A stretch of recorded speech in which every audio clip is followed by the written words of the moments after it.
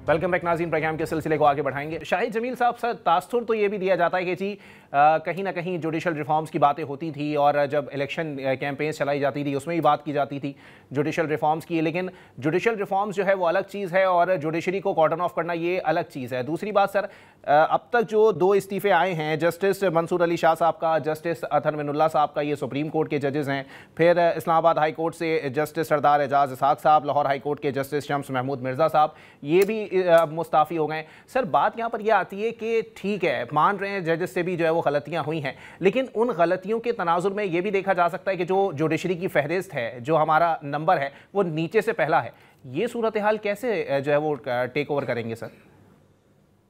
देखें, ये 2 चीजें मैं आपको बताऊं टोटली डिफरेंट हैं। एक आम आदमी के केस के डिसीशन का, जो ये जिसको सो कॉल्ड पॉलिटिकल केस कहते हैं या जिनको कहते हैं कि जो गवर्नमेंट के खिलाफ कोई केसेस हैं, इसका आपस में कोई ताल्लुक नहीं है। इसकी परसेंटेज जो है, जो पॉलिटिकल केसेस हैं, ये अगर आप सारे केसेस को देखें तो वो मेरा ख्याल है 5% भी नहीं बनती है, 2-2.5% होगी। चूंकि ये केसेस हाईलाइट होते हैं और एक हमारे ये चौधरी इफ्तिखार साहब, इन्होंने बिल्कुल, शाइक उस्मानी साहब ने ठीक कहा कि ये कैमरा और ये टीवी और ये सोशल मीडिया ने जो जुडिशरी पे असर डाला है, ये शुरू चौधरी इफ्तिखार साहब के दौर से हुआ है और फिर इसको दुआम मिला, ये पीक पे गया साकिब निसार साहब के दौर पे, और फिर उसके बाद गुलजार साहब ने जिस तरह के सुओ मोटो लिए। ये सारी वो गलतियां हैं जो कि इन केसेस को हाईलाइट करने के लिए, टिकर्स में आने के लिए, खबरों में आने के लिए अगर इन केसेस को यूज किया गया है, तो इसका ये मतलब नहीं है कि पूरे का पूरा जुडिशल सिस्टम ही आप उसको रैप अप कर दें।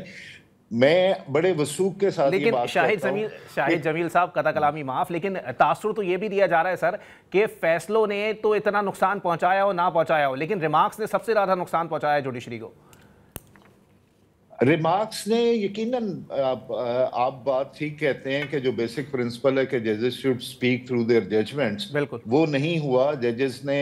अदालतों में ऐसे ऐसे रिमार्क्स दिए जो अखबार की हेडलाइंस बनती थी, विच वाज अननेसेसरी। लेकिन उसका मतलब बिल्कुल ये नहीं था कि आप इस इदारे को इस तरह ख़त्म कर दें, और ये जस्टिफिकेशन गलत है। जो बात मैं पॉइंट में नोट करवाना चाह रहा हूं आपको, कि ये सिर्फ एक प्रिटेक्स्ट है, एक बहाना उसको बनाया गया है। इस वक्त आज के दौर में जदून साहब ने बिल्कुल ठीक कहा है कि आपने कुछ मकासद को हासिल करने के लिए, कुछ चीज़ों को कॉर्डन ऑफ करने के लिए कि इसमें जुडिशल इंटरफेरेंस ना हो, आपने ये वाला जो है इतना बड़ा ऑपरेशन कर दिया है और आपने बिल्कुल इस इदारे को ख़त्म कर दिया है। ये एक पर्सन स्पेसिफिक है सारी की सारी एक्शंस, और इस एलिगेशन पे, और उसमें सच्चाई भी हो सकती है, मैं उसको इतना डिफेंड नहीं कर सकता कि किसी के दिल में अगर किसी पॉलिटिकल पार्टी का शायद कोई हमदर्दी हो तो आपने उसको एक प्रेटेक्स्ट बनाया है, लेकिन इसका मतलब ये बिल्कुल नहीं है। यहाँ पे जजेस पहले भी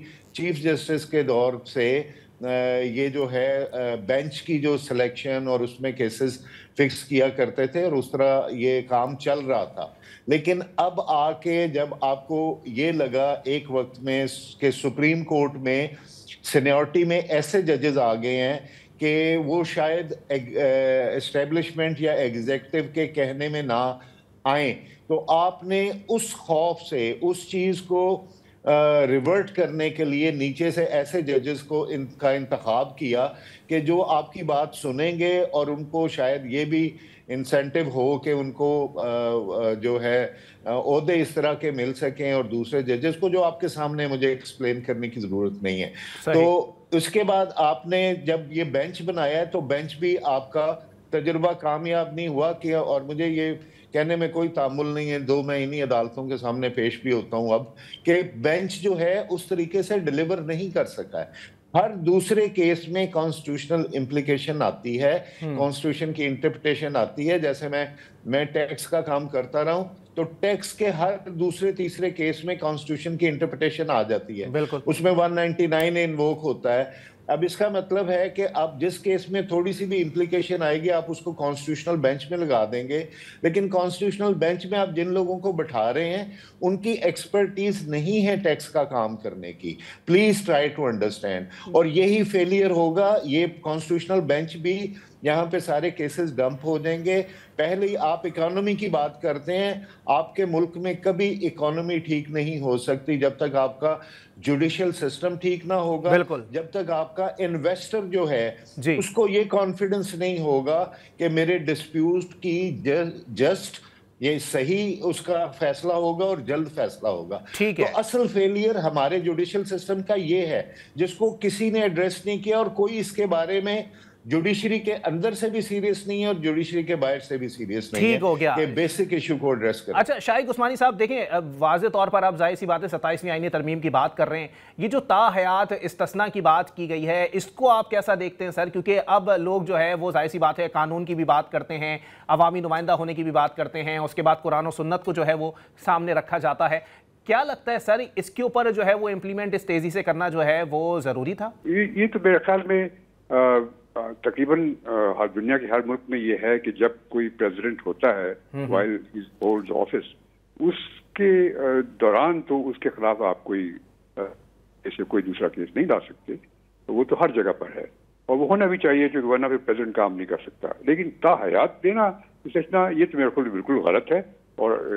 इसका कोई जवाब पैदा होता ही नहीं है और ये मेरे ख्याल में किया गया है इंटायरली पॉलिटिकल रीजंस की वजह से। वो क्या पॉलिटिकल रीजंस हैं उसमें मैं नहीं जानना चाहता, बहरहाल ये किया गया है। दूसरा, जहां तक कि फौज का ताल्लुक है, फौज के अफसरान को या सीनियर अफसरान को ये सूचना देना इसकी कोई जरूरत नहीं है क्योंकि